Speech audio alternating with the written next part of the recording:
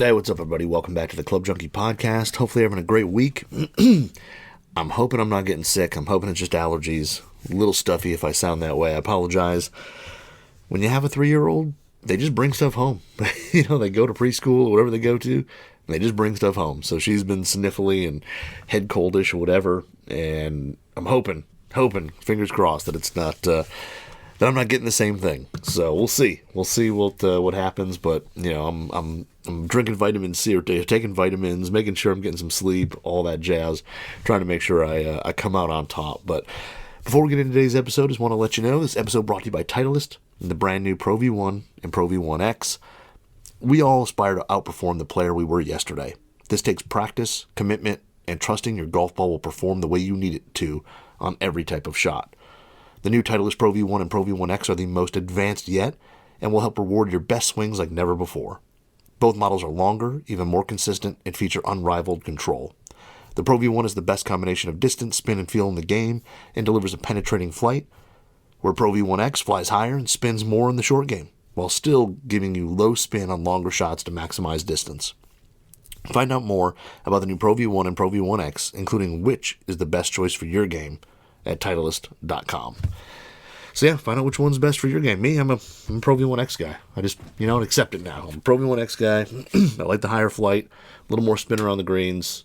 It's all good. So I used to be a Pro V1 guy, but you know what? The X is just, it's built for me. It's built for for your boys. So yeah, we got a good episode today. It's one that I've been kind of like, I don't want to say pushing off, but I've been promising, and then things have come in, whatever. But today we're finally getting into the Edel SMS Pro irons. We're going to do the P grind wedge as well, and then if I got time, I might throw in a little shoe at the end, because wore a new golf shoe that I've never worn before, never worn the brand, anything like that, and it was surprisingly very comfortable. So we'll talk about that as well. But yeah, last week played, shot 40. I can't say that again. Like I wasn't playing amazing. I definitely putted a little better. I chipped it okay. Almost chipped in on the sixth hole for birdie, but just didn't hit a ton of quality shots. It was kind of like I'd hit a good tee shot or a good iron shot off the fairway, but I'd mess up the other one or whatever. So I was just a little bit off. Made a great birdie on 3. I had the Mizuno hybrid out, hit that off the tee on 3, which is, it's kind of this uphill, little bit uphill par 4 that all you have to do is hit a hybrid. Hit like a 220 shot up the hill. Keep it to the left side of the fairway is preferred. There's 2 bunkers on the right, and then you basically just hit like a wedge over to the green. It's the funkiest green on the course. Really, it's 2-tiered, big old hill in the middle, and the pin was in the front. And I hit a really good hybrid off the tee, just absolutely crushed it. And I had, I want to say, like 100 yards into the green. And there's a creek in front of it, so that's why you can't go for it. It goes straight out, and then it just at the very end turns to the right. And there's water in front of it, a bunker on the left, and a huge tree that sits just right of the green. So if you miss it right, a lot of times you can't play a high lofted shot to get it on the green. So anyway, hit a great hybrid off the tee. Right down. I was just in the rough on the right side. Hit my wedge, and I hit a good wedge, just right. I thought the wind would push it back left a little bit, but whatever. It basically hit, bounced, and just kind of peeled off to the left, and I had maybe 6-7 feet for birdie, made the putt, and walked off. It was great. So didn't win a skin, because my wonderful brother-in-law also made birdie, I guess, on that hole, so no skin on that, which is a bummer, because usually if you birdied 3, that's typically a skin hole. Not too many guys are birdieing that hole, but I'm taking one there. But I played all right. I did not hit. I took. I think I said I was going to kind of go between drivers. I ended up going Cobra Aerojet, and I put that hazardous smoke blue RDX in there. And it's a shaft I really like. And I tell you what, I did not hit driver well. I hit it on 2 holes. Both holes hit it poorly. Hit it bad on, where did I hit it? I hit it on 6, so I was like, let's just go for it, and hit kind of like a big slice into the 16th fairway, and again, almost chipped in on that hole anyway, but it was just a big old slice, had to play out of the fairway, which I hate doing, and then I hit it on 8, and same thing, that wasn't really a slice, I just hit it dead right, and I hit it a long way, but it just went dead right, and I just, that combo was not doing well. So we'll see. I don't know what I'm going to go with this week. I'm just not sure. I've been usually I've been contemplating all week about what I'm going to play, and trying to get the bag together. I think iron wise, I think I'm going to go Cobra King Tours. I've only been kind of hitting 7, 6-iron, 8-iron with that set over the winter. In the Dome, I want to take it out and hit it, so I'm going to play the full set of that. And then I'll probably throw in the Cobra 4-iron as well, just to kind of make it all Cobra. And then I was thinking about going like all Cobra and just running it through there, but I'm going to hit that, and then 3-wood. I think I don't know. I'm going to see, because playing the back 9, I'm going to hit 3-wood on maybe 11. 10, I'm going to hit driver. 11, depending on the wind, hit either 3-wood or hybrid. And then really, I'm not going to hit. Maybe on 17, I'll hit 3-wood, and that's about it. Like 18, 18, I pretty much hit like hybrid off the tee there. So I mean, it's I don't have 3-wood's not a huge play on the back 9, maybe 2 holes. So we'll see. I do have the LS, the Cobra LS. So I mean, I could go like almost a full Cobra bag, other than wedges and putter in there. But I don't know if I'm going to do that. We'll see. I really haven't gone deep into it, but I hit the Mizuno hybrid really well off the tee. I didn't hit it off the have to hit it off the deck, but I hit that good. I had the Stealth 2 Plus in the bag as a 3-wood. I hit it on 1 and hit a really good shot down the right side. It was wet, so it didn't actually ended up going as far as I thought. I ended up actually walking up to another guy's ball who it was his second shot that landed, and I walked up to that about to hit it, and the guy's like, "Wait a minute, like, aren't you playing a Pro V1?" I was like, "Yeah," and he had to go back to my ball, but hit that thing. I mean, I hit it straight. I hit it twice. Hit it really good. So we'll see. I don't know. I do have the Mizuno 3-wood, which is a kind of a cannon off the tee, the new STZ 230. Because it's got a pretty deep face. It's a kind of a bigger 3-wood head, so I could go that route. Now that one does have kind of a crazy. It's hit the Project X has it as green smoke RDX, which is kind of like the Hulk in that one, and that's a lot of shaft. So I don't know if we're gonna go that route. I might have to reshaft something to put in that head before I take it out. But like I said, irons going Cobra, King Tours. I don't know what I'm going to do for. I mean, I could roll the Bettinardi putter again. I've now got I've got that. I rolled it pretty good. I didn't miss any short putts, anything like that. I didn't make anything crazy. I mean, made that 7-footer for birdie, but I didn't make anything else. But I also didn't miss anything else either. I wasn't lipping anything out. But might roll that. If not, I could roll the old PXG Bat Attack or that TaylorMade Bandon 3 with the Super Stroke. The Pistol 2.0, the new Zenergy one. So I might go that. I mean, there's a lot. It's just kind of up in the air of what's going in the bag this week. I'll also have the Srixon LS head that I actually shot a little hot melt into the bottom to see if I like the feel of it. So that's sitting there. So yeah, a lot of options. Stealth 2 could go in, the standard Stealth 2. I mean, I know I have the custom colored Plus, but it could go Stealth 2. I hit that well in the simulator the last time I was there. Definitely an option. So a lot of things. Got to figure it out. So right now I'm not really close. Other than I know what irons and I know what 4-iron through pitching wedge. I know what I'm going there. After that, I'm not 100% sure. So we'll get into. I'll try to figure it out, and I will definitely put something on IG of what's going in the bag before I go and play. And if you're not following me on IG, at Club Junkie Pod is my account. Most of you probably are, but if you're not, check me out. I do post some stuff with what's going in the bag on Thursday nights, and we'll see. So that is where my dilemma is. I'm recording this on Wednesday night. It's like 8:30, and I'm going to record this bad boy, and I'm going to bed early. So no staying up to watch Succession tonight. Going to hit the sack, try to beat this, and try to go in tomorrow with somewhat of a clear head. But yeah, today. So we're going to talk about today. I know I talked about the original Edel SMS irons probably last year at some point when they came out, or maybe was it 2 years ago? Jeez, it's hard to tell even now anymore how long it was. But hit the original SMS, thought it was really a cool concept. And basically, if you're not familiar with Edel, is a small kind of we'll call it kind of boutique brand. They're really not though. They're huge into engineering and all that. They were started by David Edel, who was the guy who started it, a big-time engineer. From what I heard, the guy, if you went, visited the headquarters and stuff, he made his own clocks and designed all this own stuff, and he was big into figuring out just ways for people to play better golf. And he had his own, fitting philosophies and fitting setups and things like that. And Bryson used their stuff for a while. They made him I think David made him a single length set before he went to Cobra, and they've been around a long time. They made some really great forged irons and single length stuff, and they're just they're just slightly different than everybody else in terms of how they do stuff. But they're heavy into engineering. They really want to make products that just work for golfers and make them play good, have them or allow them to play better golf. And the SMS came out, which was the swing match system. So the wedges were the first thing to come out, SMS wedges. So they basically, SMS is 3 weights on the back of the club, and on the wedges it's low on the face. Well, it's low on all 3. But the wedges and irons, there's 3 weights, and 2 of them are very light. They're 2 grams, and 1 of them is heavy, which is 8 grams. And it doesn't seem like a huge discrepancy in terms of 6 grams between the weights, that it wouldn't do much. But it's not about so much ball flight bias. I know we're all programmed with weights on clubs to go to automatically, well, if I stick the heavy weight in the toe, it's going to force the ball to go right. I'm going to hit fades. And if I put it in the middle, it's going to go straight. And if I move it into the heel, it's going to draw.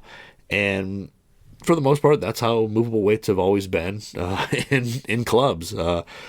It's a true ball flight thing. Or if there's a weight in the back and a weight in the front of a driver, and you move it forward for lower spin, a little lower launch, and you move it back for higher launch and more stability.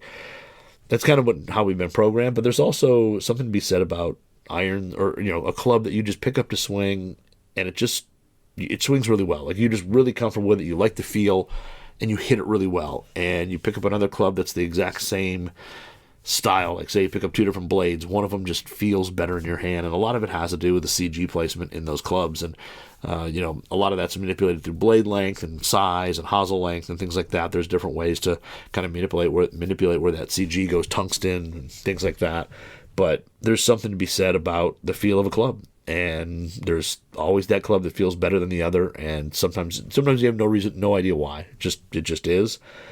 And that's kind of where Edel's going with the SMS irons. It's a movable weight that it will influence ball flight a little bit, but really you're dialing in the feel of the club through the swing. So in terms of face awareness and the club head and where his position is throughout the swing, all that is what you're doing with their SMS irons and wedges. And they found that through their testing, moving this heavy weight between center toe heel, you're going to find the spot that works best for you. And their challenge they have is go to a fitter who has an SMS or SMS Pro irons and hit 5 shots with the heavy weight in each location. So 5 shots in the toe, 5 shots in the center, 5 shots in the heel.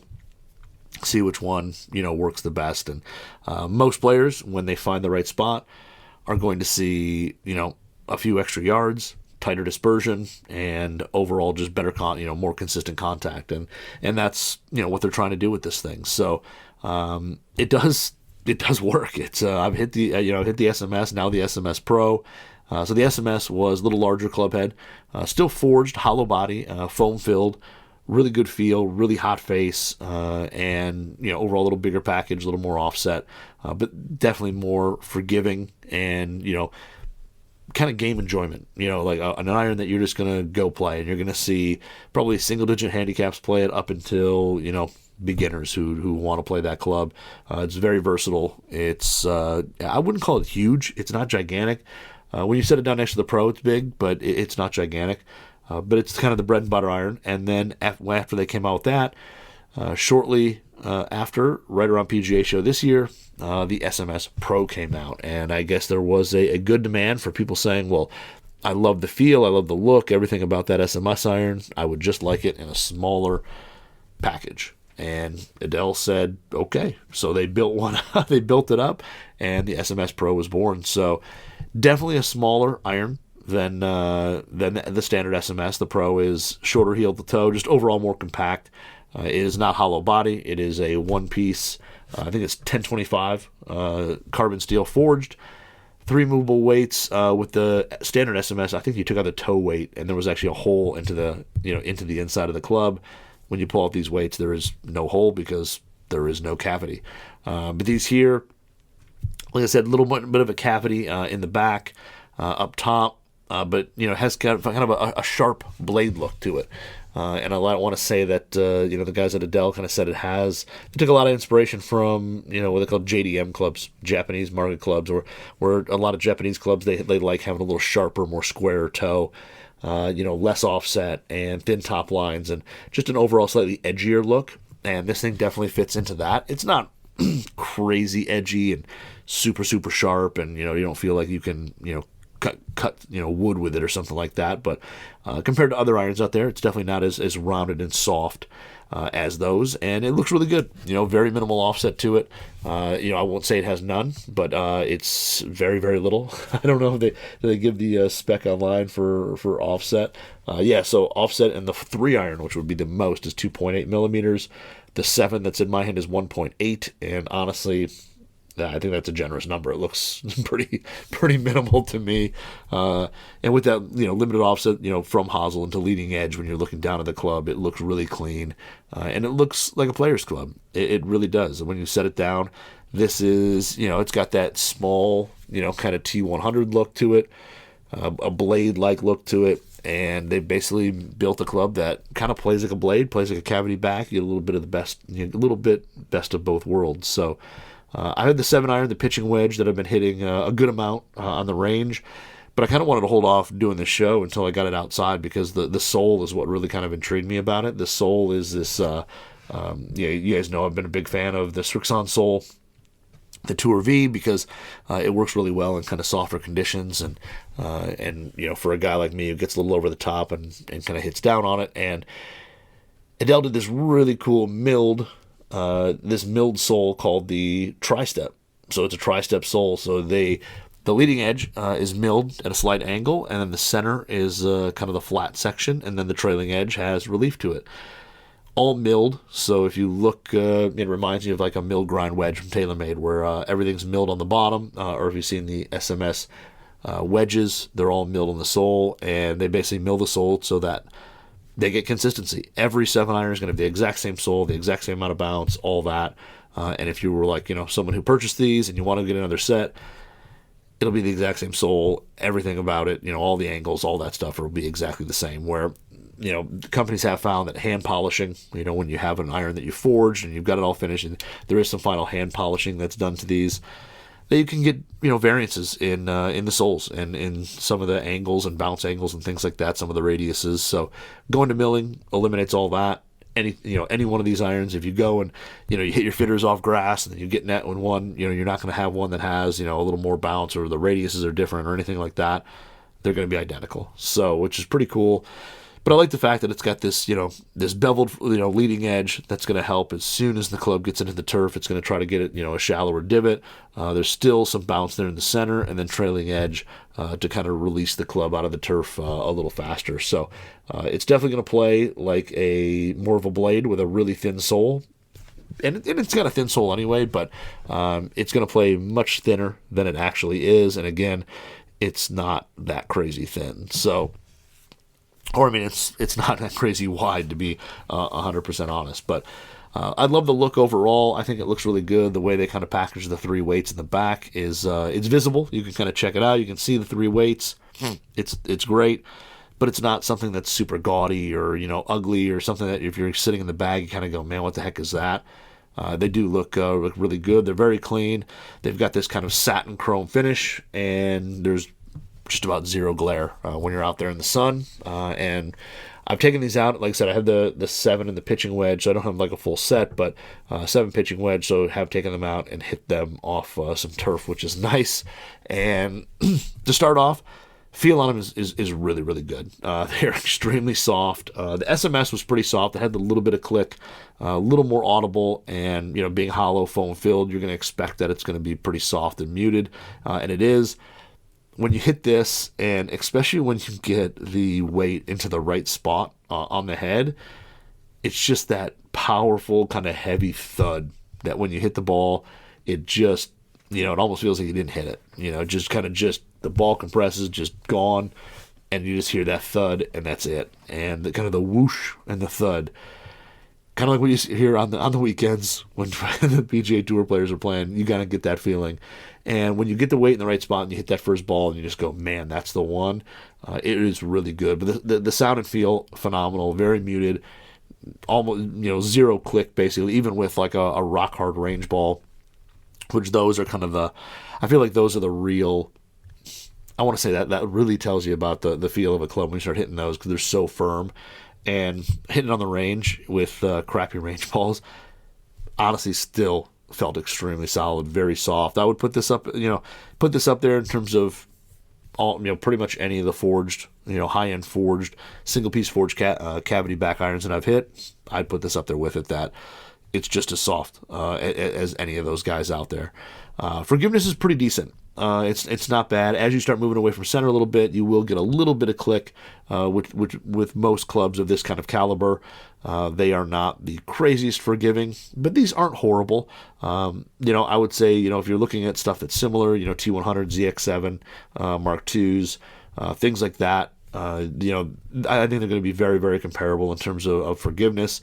The ZX7 is a little bigger club head, so that might be a touch more forgiving for me, or to me, compared to this, but it's still pretty darn good for an iron of its size. And again, once you get the weight dialed in, I feel like you just strike it better. And listen, I'm no, tour pro or anything like that, but you can kind of see a little bit of marking where I was kind of striking the ball, and it was pretty darn center to just slight inside heel.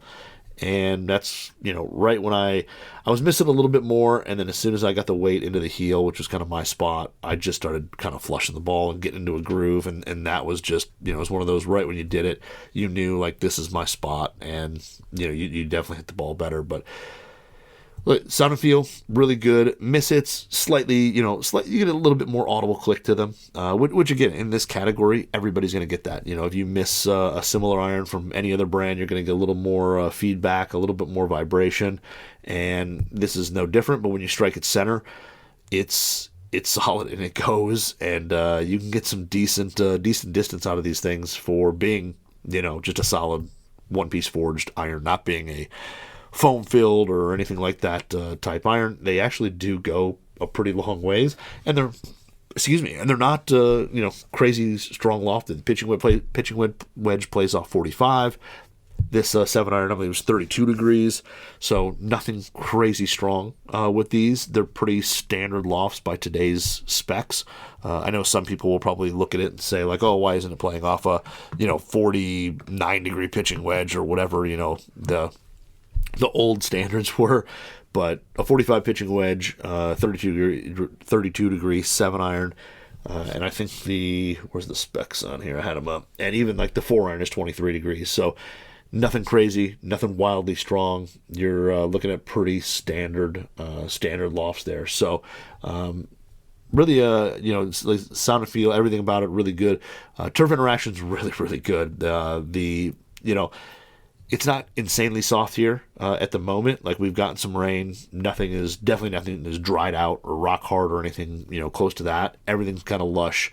The rough is kind of thick, and the fairways are not the tightest that they're going to be. They've got a little softness to them, and the sole in this works really well. It gets through the turf really easily. It still prevents enough digging where you're not, even if you're a little steeper player, you're not going to sit there and take monster divots. Is it as, I guess, anti-divot as, say, a ZX7? No, I think that thing's going to be a little more, it's going to produce a little smaller divot than this, but this is right behind it. And the sole there, gets through the rough well, fairway lies, all that. It really does. And when I do get over the top and hit down on it, it's still a medium-sized divot. It's not anything crazy deep, super long, anything like that. But the turf interaction is really good. And on solid shots, it just glides through. It's just kind of, a butter knife through, more butter just kind of gets into the turf. You take that, say 6-inch divot, maybe even less than that, maybe 5, and just, it goes. And then you peel that little layer of grass off, go back, put it back, and it gets through the turf really, really well. And I think part of it with these milled soles too is having these little lines on it. I feel like those little grooves, those little lines, and they're probably too shallow to really do anything, but I feel like, the wedges and the irons, everything with it kind of soles like this, they just get through the turf really quick. And maybe it's a Midwest thing, maybe it's a Michigan thing, but they feel like they get through the turf really, really quick.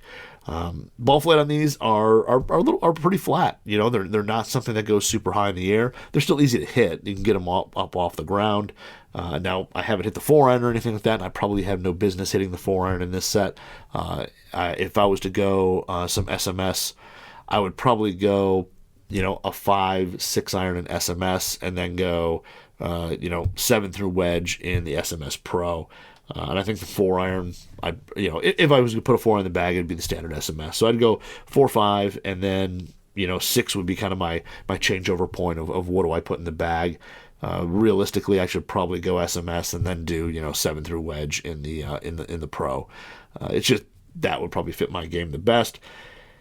And from hitting it before, I don't remember ever hitting it off actual launch monitor back when I had the old one, but this year definitely comes out a little flatter, a little more boring trajectory. And for those players who do hit it really high, I think you're going to be able to find some control with these, work the ball, flight it up, flight it down, and along with right to left that you might not be able to do with the standard SMS. But again, 1025 carbon steel, super soft, great feel, really good sound. I really like hitting this iron. When I hit it well, it works out really, really well. Now, when I miss it, you do come up a little short of target. And, where this 7-iron like this is typically a 160 club, if I miss it kind of low on the face or low heel, or even low toe for that matter, which are kind of all my misses, I do come up a little shorter. Instead of hitting maybe the front of the green, I'm going to be on the fringe or on the front, fairway section and kind of throwing a little chip or pitch shot into the green. I'm not going to get the crazy ball speed out of this on those misses that you'll get from standard SMS or, other hollow body type irons that have thin faces on them. The spin on these seems to be really, really good. They're definitely not knuckleballs. You're not hitting these crazy low spinning shots out of there. Everything on there that you hit will hold a green with no problem. Even though for me, the launch was a touch flatter than some other irons I've hit this year. Still had no problem kind of holding onto the greens. And honestly, I don't mind a little bit of spin to kind of help keep the ball in the air for a guy like myself who's only swinging at 84 miles an hour with a 7-iron. So I'm not crazy fast or anything like that. So a little bit of spin, does kind of help me and keeps it in the air. Kind of helps me hold the greens, especially if they start getting firm around here. But, overall, I think if you pick up an SMS Pro, I don't know, in terms of pure looks, they look great. I don't think anybody's going to pick this thing up and not like the look of it. Same with sound and feel. I don't see that there's anybody who's going to sit there and say this isn't a great sounding or feeling iron. It just really is. So, performance-wise, really, really good when you hit it well. If you miss it a little bit, you can get away with some stuff, but the farther you get out, away from that center, you're going to pay for it a little bit more. It is a little more demanding than the standard SMS, which I'd hope you'd expect if you were looking at those two irons. So, but overall, really, really good. Really like them. I've been really impressed with these things here. I wish my game was a little better and I could play 5 through wedge because they're just that good, and I love the feel and all that on them. I just don't know if I can move enough, get the club head speed up enough to get the 5-iron to go that far. So I'll throw a few numbers at you with them. And again, remember when I do this, I always like to kind of save myself and try to save face a little bit, but I don't take out less than perfect shots. I leave everything in there. So, if I top one, I'm taking that out. But if I hit one, kind of low on the heel and it only goes 148 yards with a 7-iron, that's usually my 160 club, that goes into the mix. So that's just what it is. And then on the range, too, a lot of the balls that we hit on there are kind of junky. So my average carry distance after numerous range sessions on this thing, average carry distance of 150.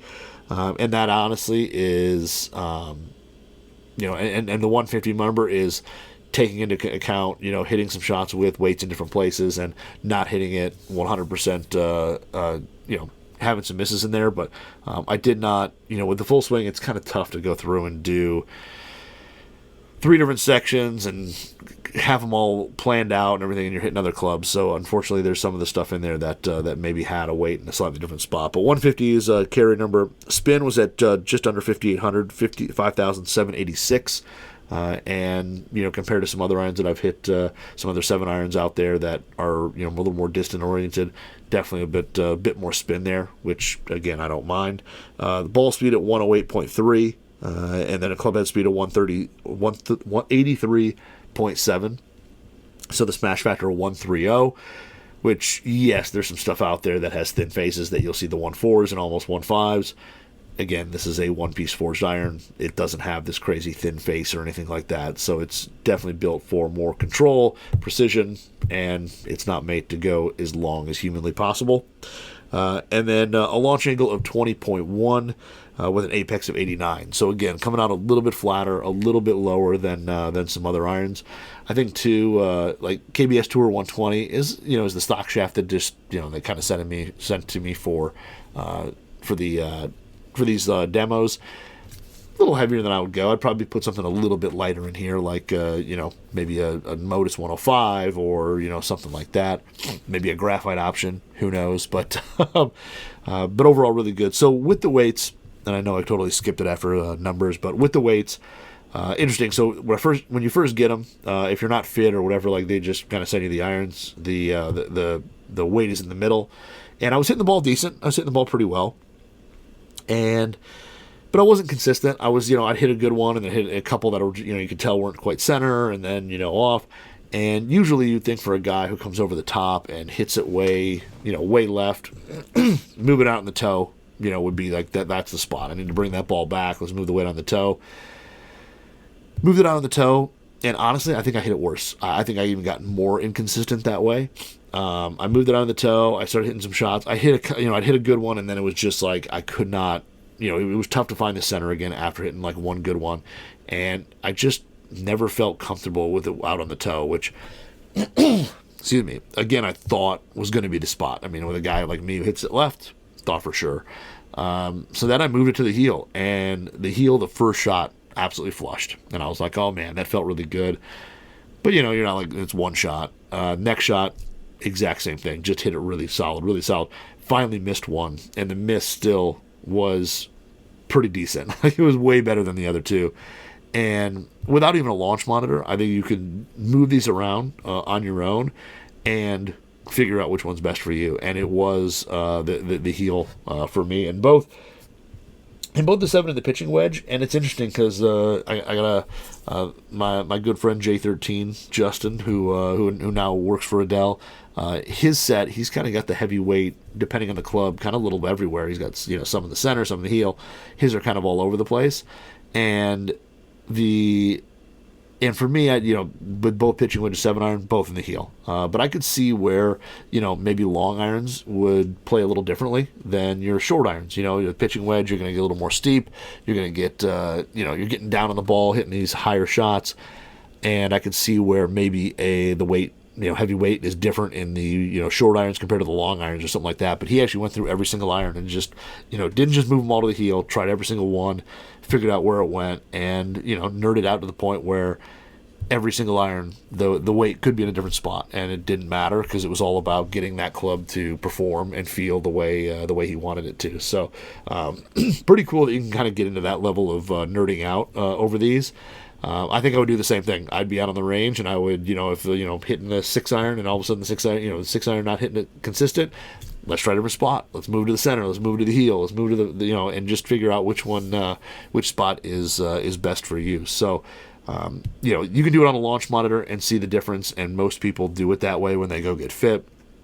For me, I mean, it was honestly just sitting on the range, and yes, I had a launch monitor going, but I didn't even need. I mean, you could just tell as soon as you moved into that spot, it was just the first few shots, and then the misses just were that much better. So it wasn't even needed. I knew right then that the heel position for both the 7 and the pitching wedge were my spots. So yeah, they are really, like I said, the pitching wedge 7 iron, which was what I was hitting. The pitching wedge again has that kind of sharp look to it. Very, very, very minimal offset. Like I said, I think 1.2 or 1.10 is the offset on the pitching wedge, and it almost looks like there's 0. Like if that's 1 millimeter, I mean, I don't know how you measure that because it looks almost like 0, but very straight leading edge. I know a lot of players like that, but overall just a really good look. And then with the pitching wedge, the other nice thing is that they didn't make it the problem with like some iron companies when they make these, these type of player clubs, the pitching wedge and 9-iron, they get really, really big, and the pitching wedge still stays pretty compact. It's a hair larger looking than, say, the 7-iron, but they still kept it pretty compact. It's not overly gigantic. It looks like it fits the set, and I know there's some iron sets out there that was never the case, but SMS Pro is really, really good. I really like them. I know that these are something that they may not be in every store near you, so they may be something that takes a little more research to go hit. But if you have a chance to hit them, go hit them. They're really good. They're the amount of customization you can do between whatever custom shaft you put in there, whatever loft and lie specs you want to bend them to, and then to have this SMS weight to really dial in the feel of each club through the swing. It's pretty cool. So if you go to Edel Golf, EDEL golf.com, you can go there, and I'm pretty sure they have on there all their fitting locations.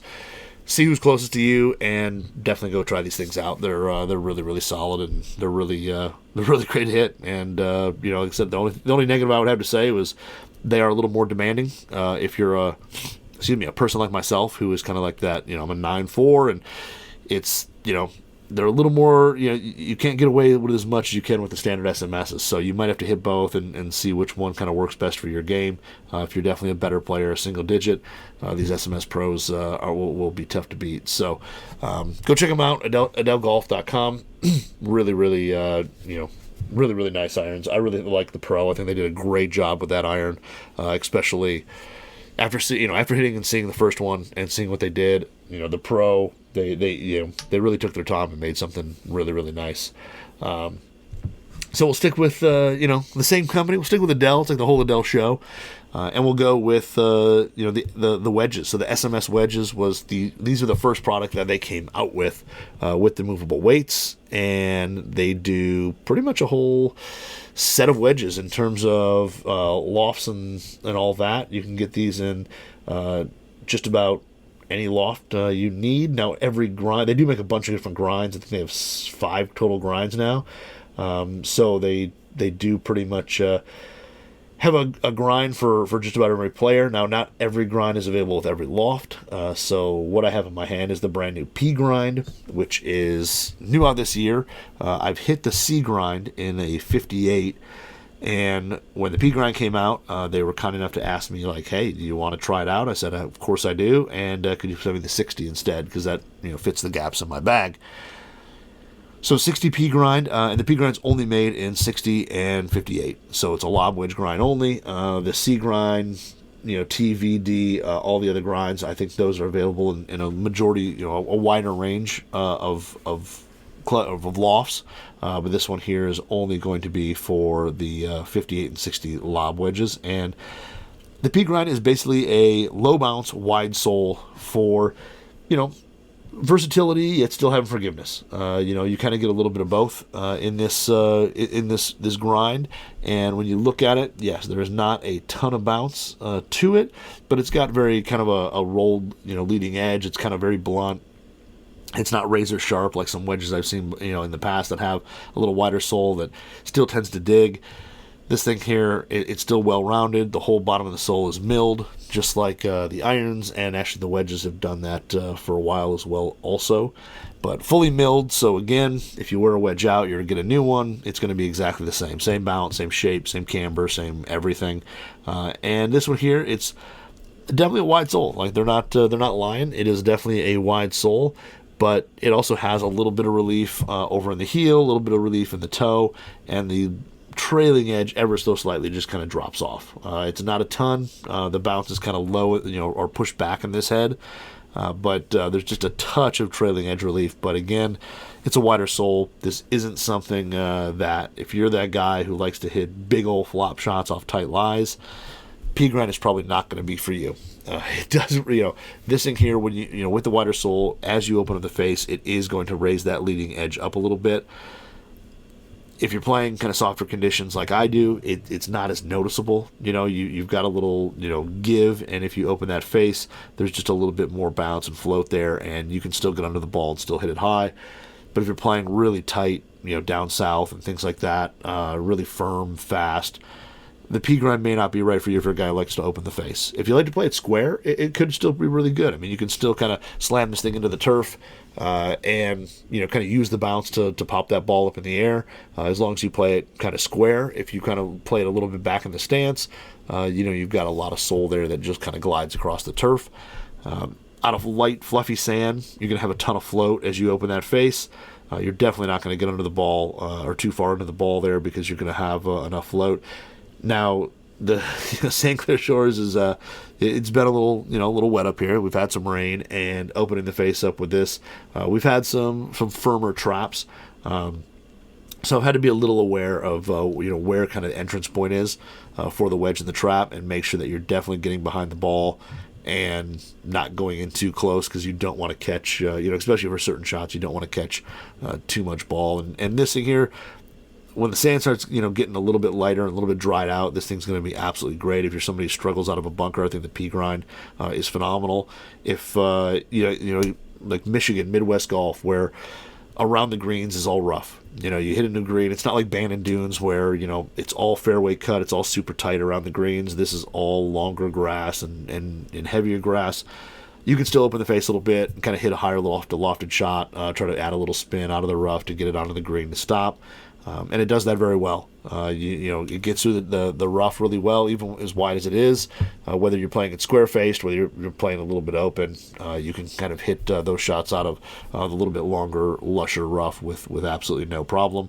Square-face shots are super easy. I mean, the sole there, when you get, especially with the 60, when you're usually pretty steep, comes down in it, that wider sole kind of hits and doesn't allow the club to really dig that deep. Divots, again, are going to be pretty medium to even shallow, depending on the type of player you are, and the performance out of just about any lie is really good, especially playing it square. I mean, it just gets through there with no problem. Feel on it is again, much like the irons, extremely soft, very soft, kind of that powerful again thud when you're taking kind of closer to full swings. Now with the 60, everything for me is kind of, I would say 3/4 is even a little risky for me in terms of how hard I'm going to hit this thing. Most of the time at that point, I'm going to hit a 56. But just a really overall good, soft feeling wedge. And it does have pretty much full face grooves. They don't go like to the very, very edge. I know there's some wedges out there that go to like the absolute edge. This has a little bit of space, but for the most part, it's full face. And it is a little longer wedge. When you look at it from heel to toe. It definitely has just a little bit of a stretched look, but I don't mind that in a lob wedge because I like having a little bit of real estate more out in the toe and more high for if you do open that face up a little bit or missing it out there. The face is completely milled. It's got a micro texture and the grooves, and it spins really well.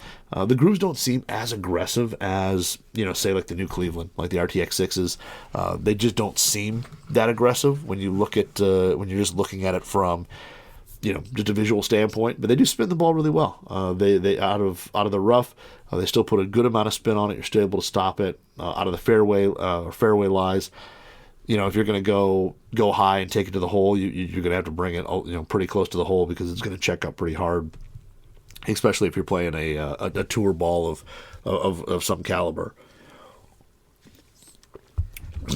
Now, the weight thing again on these is, I feel like a little less dramatic, especially with the 60 when I'm not hitting full shots with it. It's a little less dramatic in the 60 compared to, say, a 7-iron or a pitching wedge where you're hitting a lot of full shots. But it still does kind of change up a little bit of the club head. This one here, again, I actually have it in the heel, the heavyweight in the heel, which I didn't expect to really have, but around the kind of the short game area, the chipping area, I was just kind of messing around and hitting some chip shots, and then I switched out the weight, put in moved it from middle to heel, and just made a little better contact. Just felt a little better, felt a little more consistent, felt a little more stable, and I've liked that feel. So you still again have that weight there. I think if you get into sand wedge and gap wedge and you're hitting fuller shots, you're going to notice it more. Where lob wedge, you may not see as much. Maybe if you're somebody who hits a lot of full shots with your sand wedge, you could see more there. But just a really good wedge. It's kind of my what's in the bag. It's the one that I've been playing the most. I've really liked everything about it. I was a little worried when I first saw it with a wider sole. that I just kind of, playing just slightly open face shots. I didn't know if I would like it and, how would it play. And getting it on the course, it's actually played really well. So for me, in the softer, lusher courses, it does really well, and I like it there. And I'm not a guy who plays a lot of lob wedges out of traps. I typically play my 56 out of traps. But this here, even in the fluffiest, and I feel like even if you're kind of like down in those like Florida with the talcum powder type traps, this thing's still going to offer a good amount of float and allow you to not get too behind the ball or get too under the ball, still get the ball out consistently out of those traps. But square shots, open face shot, slightly open face shots, all that. The only thing I would say this thing is not really that good for would be tight lies, playing super Phil Mickelson flops. Yeah, you're probably going to want to go with like the C grind or something else like that. They make a bunch of other wedge wedge grinds and lofts, so you can they make everything from 48 to 60, and if you're a 60 player, you can pretty much get any one of the 5 grinds. So they make stuff like C grind, a little lower bounce. They make a V grind that's a high bounce but a slightly different sole. So they've got a ton of options out there. Same thing though. Go get fit, try them all out, see what works best for you. But the P grind is really solid. It's pretty versatile. It's very forgiving, and it has enough bounce there where if you're a steep player or soft condition player, you'll probably like how it performs. But same thing if you go to edelgolf.com, check out where you can get fit. They'll have all the centers where you can go hit these things and try them and all that. The P grind is really good. It's better than I expected. Let's put it that way, because I did not think I was going to like it as much as I did. So I was going to jump into shoes, but I'm going to hold off. The show's been long enough, so next week I'll throw in a pair of shoes that I really like that I've been wearing a little bit. The show's gone long enough, so I'm not going to bore you with any more. Appreciate you following along. If you're watching this on YouTube, please subscribe, like, all that jazz. And if you're listening, wherever you're listening, subscribe, like, all that stuff. It helps our algorithm. It helps us get shared out. And it helps more people know that my show exists, so I can try more products. Because there's always stuff out there that I haven't hit yet, and stuff that that you guys always ask me about that I don't know anything about. So if you can, that'd be great. Again, if you want to follow me on Instagram at Club Junkie Pod, if you want to check out YouTube, which is me sitting behind a desk putting the clubs in front of the camera, search Golf WRX Radio, and we're right there. So hopefully you guys have a great weekend. Have a good rest of the week. I'm hoping to play some golf. I'm going to go to bed so I can be well rested and hopefully beat this little sinus thing. And then we'll talk next week. Hopefully I won't sound like absolute garbage. And you guys have a good one.